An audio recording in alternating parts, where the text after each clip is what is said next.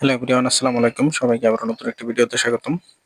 তো আপনারা জানেন আমার গরুর খামারের পাশাপাশি আমার কিছু ছাগল আছে।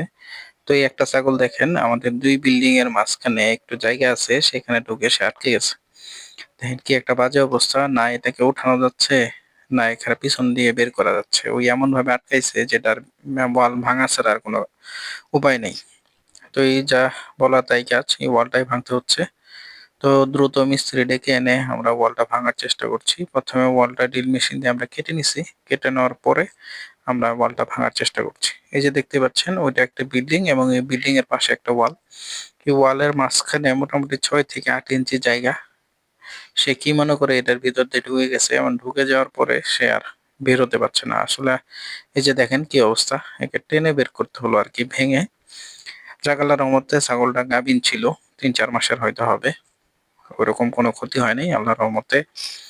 আপনাদের দোয়ায় আমাদের ছাগলটা বের হয়ে গেছে। তো সবাই দোয়া করবেন আল্লাহ যাতে আমাদের খামারের সকল জীবজন্তুকে আল্লাহ সুস্থ সবল রাখে এবং অনাকাঙ্ক্ষিত বিপদ থেকে আমাদের রক্ষা করে দেয়। সবাই ভালো থাকবেন। আসসালামু আলাইকুম। আল্লাহ হাফেজ।